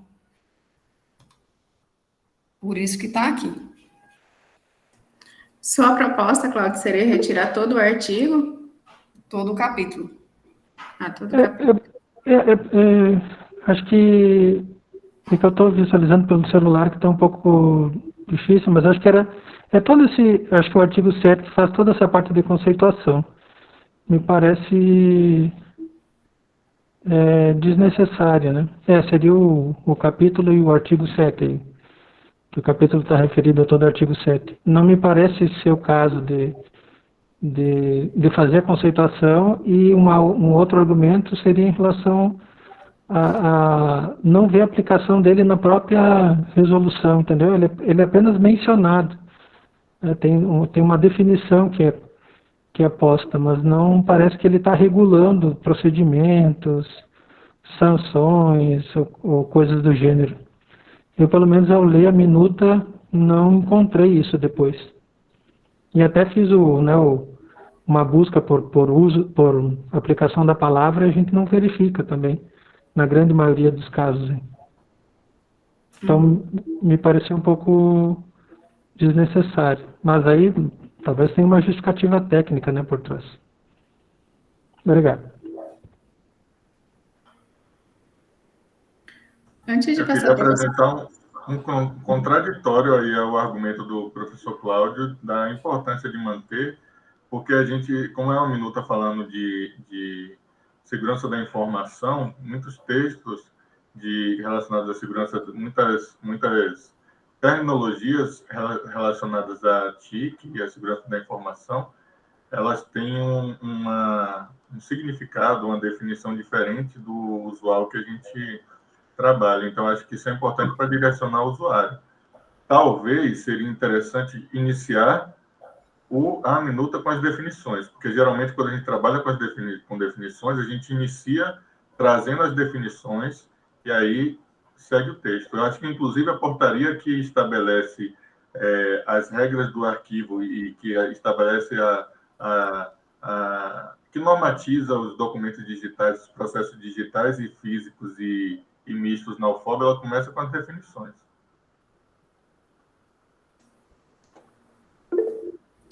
David, você baixou a mão, David? Baixei. Eu ia comentar isso que o professor Rafael falou, de levar todo o artigo 7º, né, para o começo do documento. Aí talvez não causasse essa confusão. A política nacional, ela traz também algumas definições. Não exatamente todas essas que estão aqui, mas traz também, né? Segurança cibernética.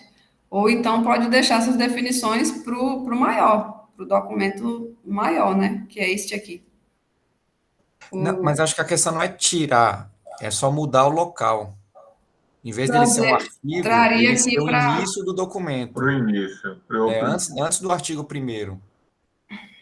Antes do artigo 1º? Em outros documentos é muito comum isso. O documento começa com as definições. Eu acho extremamente todos os termos depois começa.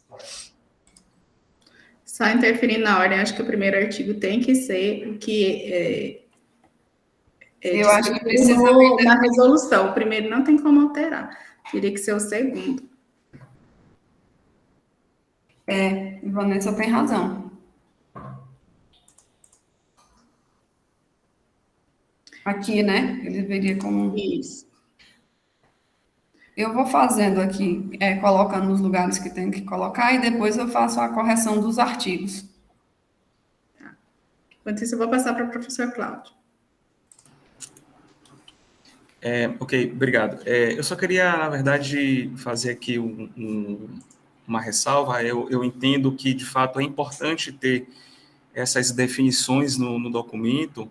No entanto, eu estou de acordo com a fala do professor Cláudio, quando ele menciona que tem algumas palavras que não são utilizadas ao longo do texto. Então, por que eu preciso definir o que é ameaça cibernética, por exemplo, se em nenhum momento do texto é tratado sobre ameaça, entendeu? Então, a minha sugestão é que continue esse capítulo de definições, pode sim ir para o início do documento. Geralmente os documentos jurídicos apresentam logo no início as suas definições, dos termos que são utilizados, no entanto que mantenham-se apenas as definições que são utilizadas ao longo do texto. E aí, aquelas definições, por exemplo, eu também fiz uma busca aqui, assim como o professor Cláudio fez, ameaça, redes, eu me esqueci agora a palavra, redes alguma coisa. Algumas palavras não são tratadas no documento, então, redes administrativas. Então, a minha sugestão é que retire essas palavras que não são utilizadas ao longo do documento, esses termos, ou então, se esses termos são realmente importantes, que eles sejam incluídos ao longo do texto, tá? que eu imagino que seja, né? Falar de redes administrativas, ameaças seja importante. Então, criar algum tipo de artigo que trate sobre ameaças, que trate sobre redes administrativas, por exemplo. Obrigada, professor Rafael.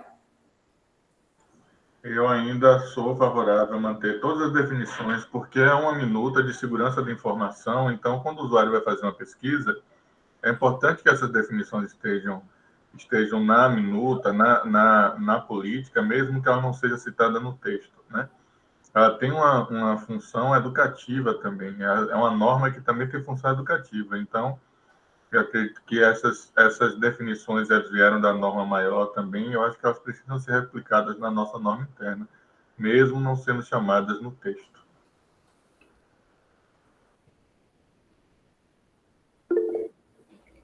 Jaqueline? Boa tarde a todos e a todas. Eu acredito que fazer uma consulta, até por causa da nova lei novo decreto que nós estamos discutindo, tanto no âmbito das câmaras como no Consune, para revisão dos documentos, e recentemente a gente teve modelos, né, que foram encaminhados desse tipo de documento. Eu acredito que o que o professor Cláudio tem apontado era mais nesse sentido, porque nós já estamos trabalhando em um certo padrão em termos de resoluções de documento, e aí realmente os dados que você tem ali, essas citações que se fazem, essas definições, elas vêm no início do documento, e se ela tem algum tipo de importância para ser citada dessa forma, ela deveria ser citada em algum momento dentro do documento. Por exemplo, se a parte de redes administrativas é bastante importante que esse conceito esteja aqui, então necessariamente teria que ter alguma coisa ligada ao FOB, ligada ao conceito da política interna dentro do documento. Então, nesse sentido, eu também sou favorável de manter apenas aqueles que há uma ligação direta ao texto e que eles também venham no início do documento. Outra questão é que, geralmente, isso não estou dizendo que é certo ou errado, mas só fazendo um apontamento, o primeiro capítulo a gente vem dizendo disposições gerais. Na maioria das resoluções, a gente coloca essa questão o termo disposições gerais para aquilo que não foi tratado ao longo do documento e daí você precisa fazer uma menção específica. Então, eu acredito que o primeiro título poderia ser justamente esse das definições e termos, porque você já colocaria a definição, que é aquilo que Vanessa falou, do que se trata a referida política, e em seguida faria as definições específicas de alguns termos que são citados dentro do documento. Entende? A minha contribuição seria nesse sentido. Vários também colocam disposições iniciais, né? Coloca iniciais? Na verdade, disposições iniciais. Que usa bastante. Disposições.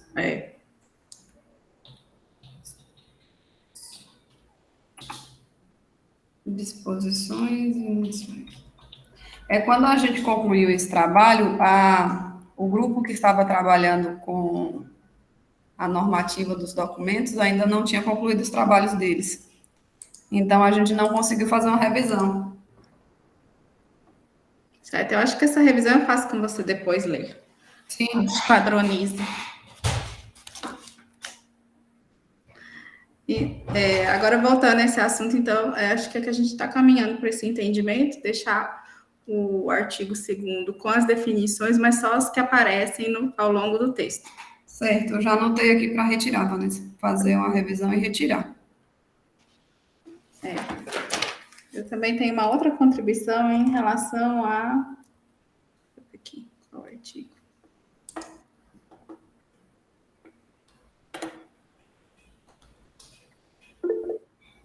Vanessa, só para alertar o seguinte, se realmente um desses conceitos ele não está sendo citado hoje no texto, mas eles têm relevância para a nossa política, aí sim seria necessário, se não transformaria, em vez de ele estar só no conceito lá, em algum artigo ou alguma coisa que ao longo do texto, entende? Não é só uma questão de retirar tudo. Nessa parte eu concordo com o professor Rafael, quando ele fala da importância educativa. Então, de repente, a equipe, ela verificou que aquele termo era importante, por isso fez aquela citação, aquela definição ali, mas se ele não está, se ele é tão importante assim, mas não está em algum local dentro do texto, se não seria, então, a questão de fazer essa ligação, entende? Não só suprimir, assim, todos os termos sem fazer essa prévia avaliação. Tá, então, anote isso, Leila, daí a gente passa para a equipe. Tá anotado. Fazer essa avaliação.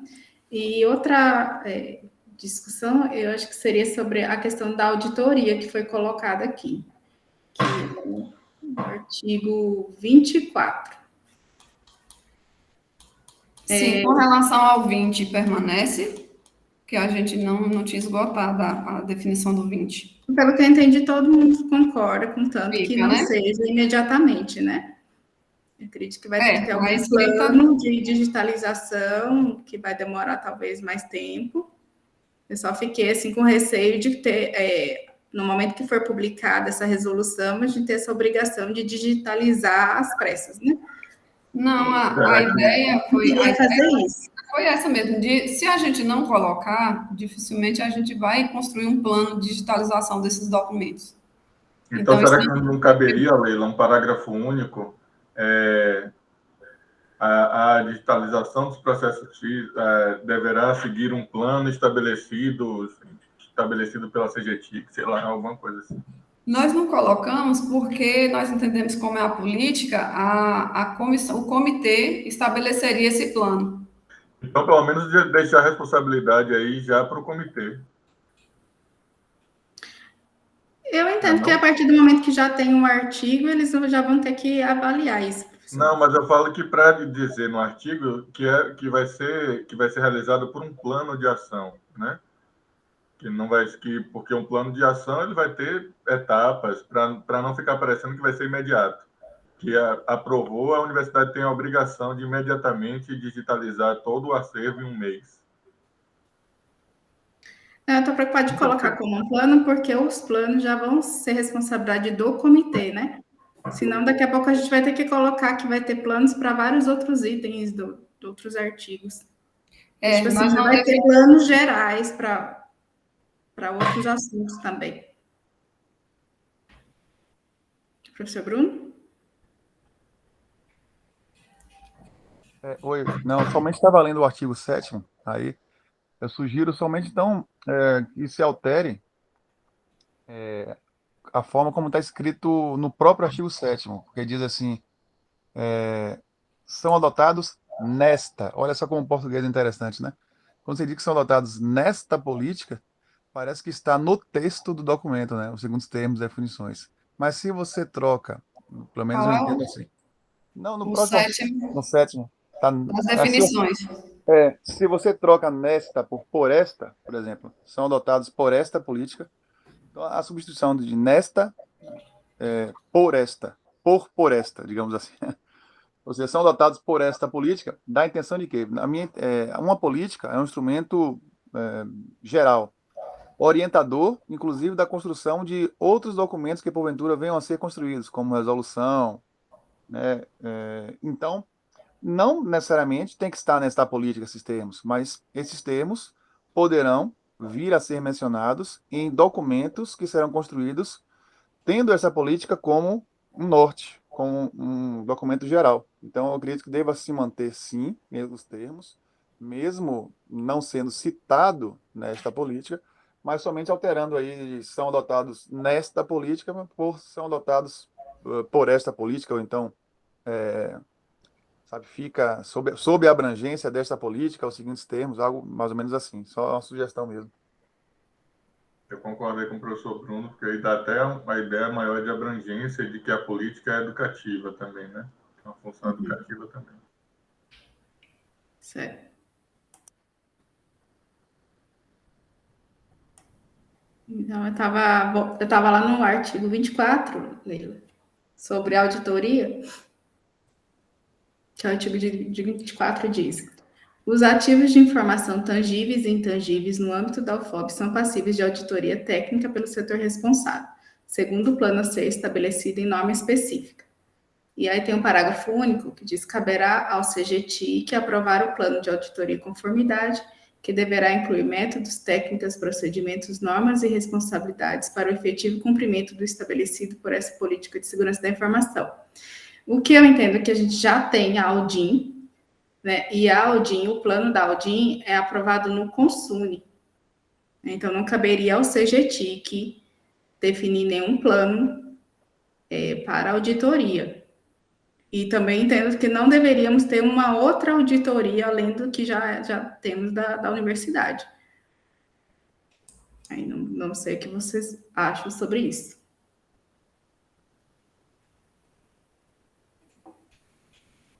Aí retira este aqui. Isso.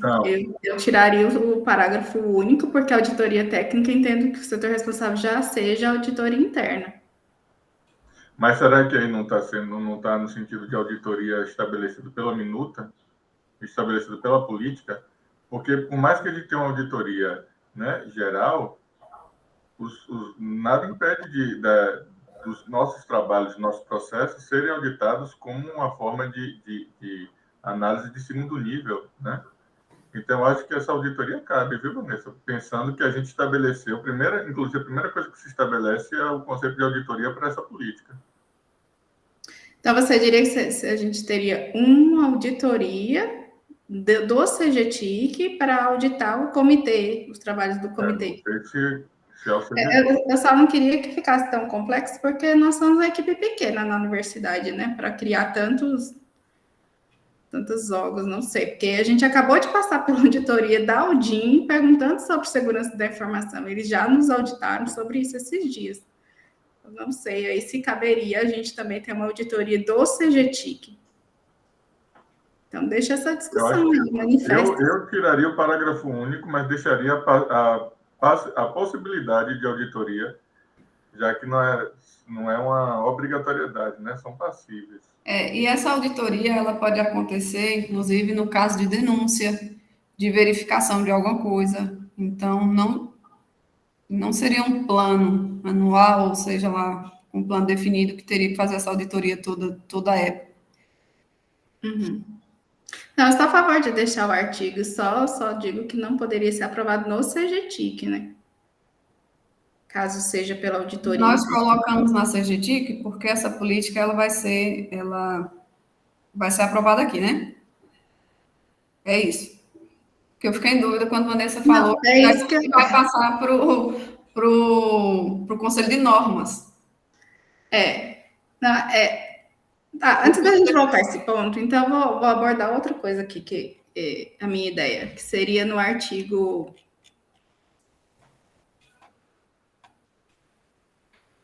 das competências do capítulo 5. Por quê? Nós colocamos só 2 estruturas. Qual é o artigo? 26. Artigo 26. Então, nós temos o Comitê Permanente de Segurança da Informação. Sim. E nós temos também competências para os usuários. A minha proposta é alterar essa estrutura de gestão e incluir o gestor de segurança da informação e a equipe de tratamento e resposta a incidentes em redes computacionais. Eu acho que, não sei se a comissão já discutiu isso, Leila, porque pelo decreto 9.637, a gente tem tem que instituir, tem que ter o gestor também, é obrigatório que se tenha, tá? E eles não são citados em nenhum local. Então, os meninos até comentaram, o Rangel e o Luiz. E aí, pensaram, inclusive, na ideia desse gestor estar dentro deste comitê. Isso. Aí, a minha proposta, eu vou colocar aqui, não sei nem se vai dar para colocar aqui no chat. Vou copiar por partes.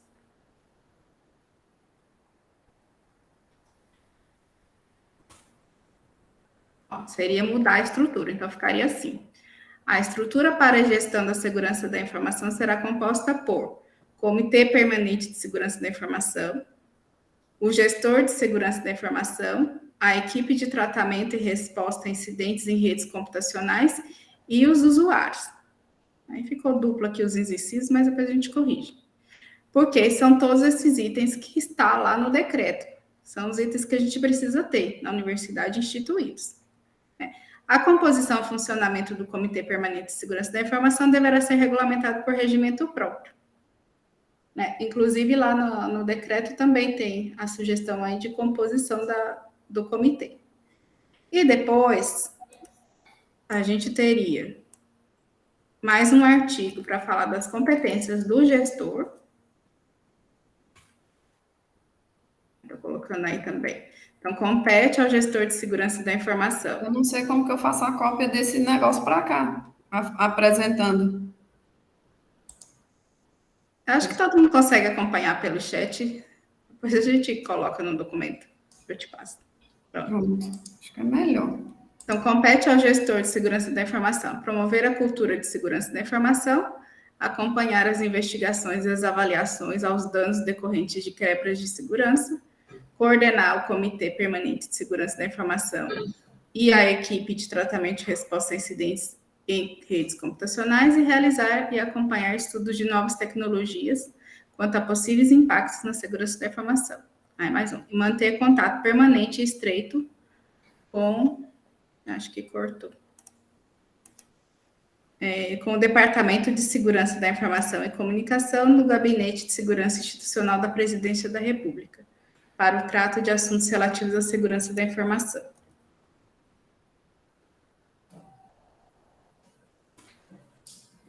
Acho que agora foi.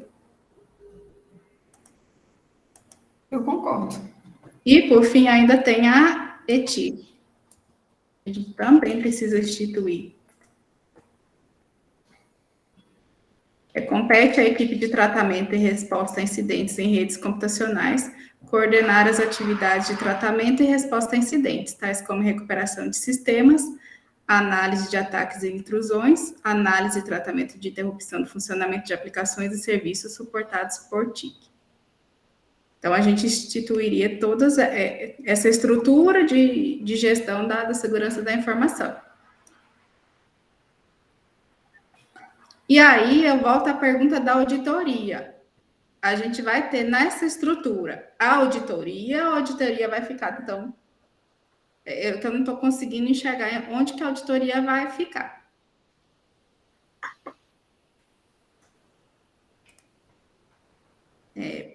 Professor Bruno, você pediu de novo ou não abaixou a mão?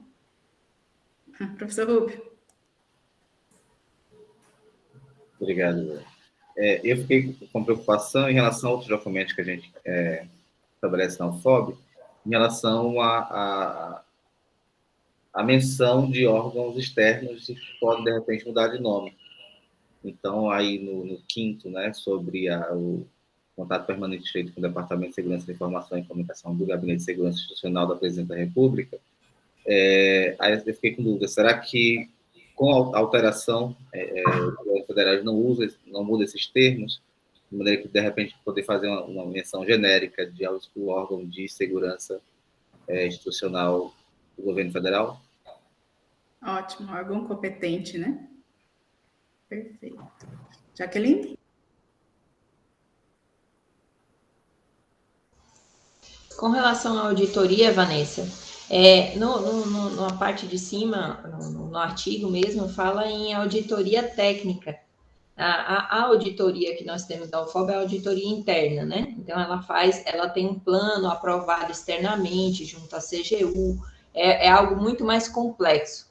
E já eu entendo a auditoria técnica como sendo justamente o papel da CGTIC de saber se realmente aquilo que nós estamos aprovando enquanto políticas, em termos de fiscalizatório, seria uma auditoria técnica, entende? É diferente, a meu ver, do papel da auditoria interna, porque daí seriam pessoas, ou de repente, essa figura do gestor que você colocou, né, coordenar ações que verifiquem se a política está sendo cumprida, ou pelo usuário, ou pela própria a administração, entende? Algo nesse sentido. Mas, e aí, quando você fala técnica, é justamente as pessoas que têm condições de analisar sistemas ou de analisar essas informações para passar para o CGTIC uma ideia de como essa política está sendo utilizada dentro da instituição e se a gente necessita fazer alguma alteração ou na política ou algum tipo de ação diferenciada para que a política seja realmente implantada. Eu verifico nesses termos. Por isso que eu acho que talvez o parágrafo único ele seja realmente desnecessário, a não ser que você já coloque, por exemplo, no próprio artigo, delimite quem desses personagens que a gente acabou de listar seria responsável por algum tipo, uma eventual auditoria técnica nesse sentido. Não sei se eu me fiz clara. Eu entendi. Talvez até o que você falou seja até complementado pelo artigo 21, que diz que há a segregação de funções, né, nas ações. Então, seria quem está no comitê de segurança ou na gestão não faria essa auditoria, obviamente, e a gente instituiria outro grupo de trabalho para fazer auditoria dentro do próprio CGTIC. Seria, nesse sentido, seria assim, sem ser Audin. David? Eu ia comentar nessa trilha da auditoria também, mas com essa explicação que você deu agora, acho que ficou bom. O artigo 21, ele complementa bem, né? Ele não cria um vínculo ali imediato, mas já faz a separação das funções. E quando lá atrás fala de ter que seja auditável, né? Ele fala os ativos de informações tangíveis e intangíveis da nossa são passíveis de auditoria. Ele só está falando que são. Não cria nenhum compromisso ruim, não. E aí depois, quando tiver o plano, aí se estabelece melhor quem são os responsáveis.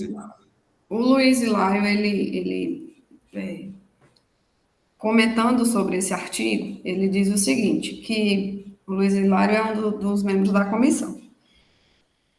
Deixando no documento essa possibilidade de auditoria, todos os usuários do sistema vão ter conhecimento e precisa ter ciência de que, em caso de necessidade, vai haver essa auditoria, essa verificação, porque quando fala em sistemas aí, fala nos e-mails, na utilização dos próprios sistemas todos que a universidade usa, os tangíveis e intangíveis. Inclusive, pode ser para processo físico. Então, dessa possibilidade de verificação, de auditoria, da verificação desses documentos, porque alguém pode falar, mas só que o sistema eu uso pessoal, o sistema que eu estou usando é uma senha pessoal. Então, ele colocou mais nesse sentido, de que é possível fazer essa verificação. De acordo. Então, seguimos com esse artigo 24 também, da auditoria. Mas aí, permanece o artigo único? O parágrafo único? O parágrafo único. Alguém acho que falou para tirar, né? Eu, por mim, permaneceria, então. Se não é Audin, né? Porque a minha sugestão era retirar, porque quem aprova, se fosse Audin, seria o Consune, mas se for alguma coisa do CGTIC...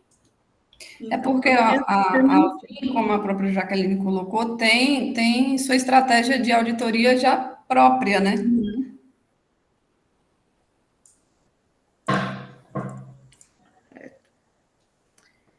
Mais alguma contribuição? Qual é a minha sugestão? Como a gente fez várias alterações. Eu e Leila, a gente faz esses ajustes, né, Leila? Colocar no modelo. A gente pode fazer isso logo após a reunião. Isso, e depois, na próxima reunião, a gente envia o documento, a sua segunda versão, para daí sim a gente submeter para aprovação. Porque daí já tem toda essa parte também que a gente discutiu aqui da estrutura. Eu concordo, acho que dá até tempo da gente fazer uma leitura mais detalhada, né? Eu realmente confesso que eu não tive tempo de fazer uma leitura da forma que eu desejaria para uma temática importante. Pronto, também é um tempo da gente ver outros documentos, como Leila falou, ver se tem mais alguma coisa atualizada, porque está mudando bastante essa legislação. Então, é o tempo da gente fazer essa revisão.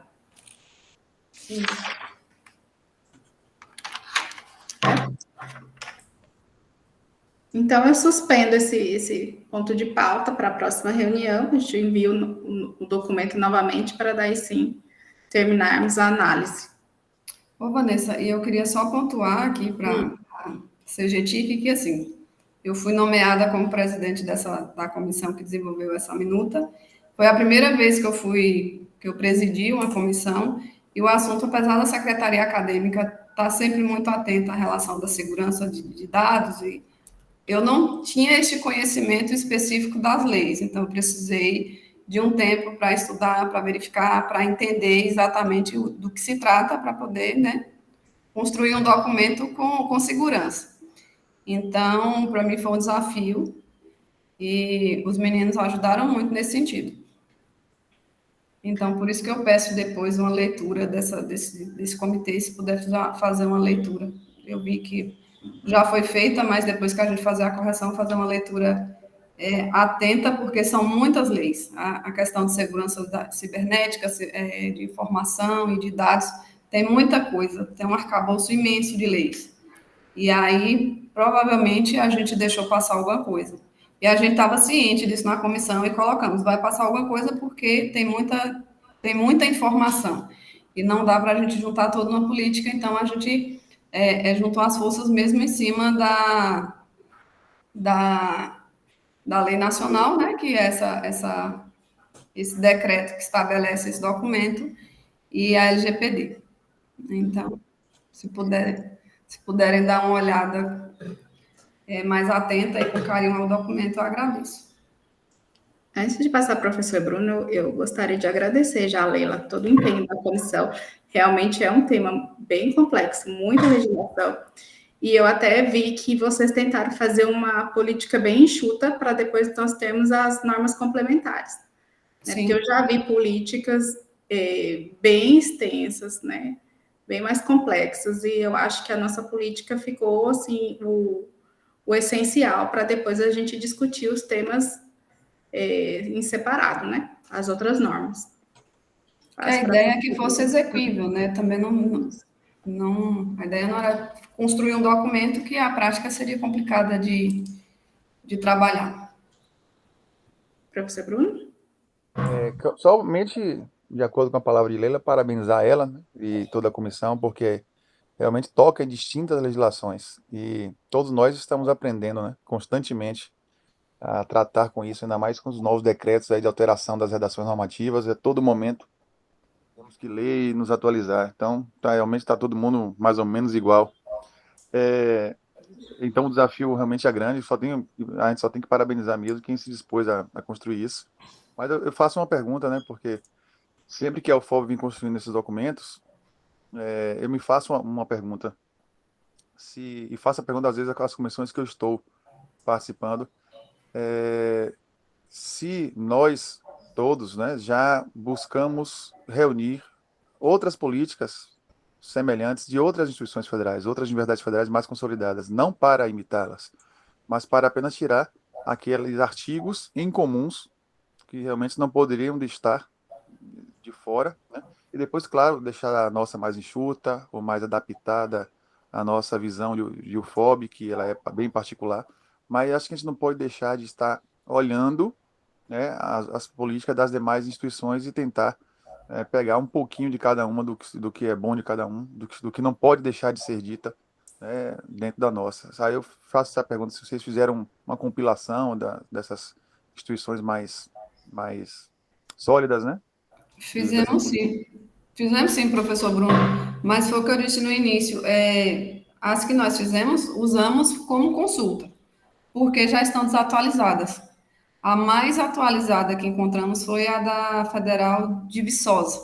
E mesmo assim, por conta da especificidade das universidades, apesar de tratarem do mesmo tema, cada instituição tem uma especificidade na estruturação dos seus órgãos, então fica difícil de você copiar exatamente, né? É óbvio que aqueles artigos que dão para ser adaptáveis, a gente buscou, viu, foi encaixando. mas, no geral, foi difícil de fazer isso por conta dessa desatualização mesmo dos outros documentos. E por conta das especificidades. Mesmo a UFRN, que tem o SIG, que é muito próximo aos sistemas que a gente usa, mas a UFRN é estruturada de outra forma. Tem órgãos que a gente não tem, então é difícil de fazer um documento próximo a tal ponto. Certo, sem dúvida. Tá, obrigado, Lê. Não por isso. Pronto, então seguimos assim com essa proposta. Leila e eu vamos fazer os ajustes, colocar no modelo de resolução, reencaminhar, para que todos possam fazer uma leitura mais atenta, olhar outros documentos, para a gente voltar à discussão na próxima reunião. Acho que vai ser mais produtivo. Certo? Então, agradeço. Se alguém tiver mais alguma coisa para acrescentar. Não? Agradeço a disponibilidade nesta tarde das discussões. Até a próxima. Tchau, gente. Tchau, pessoal. Boa tarde. Boa tarde. Boa tarde. Pessoal.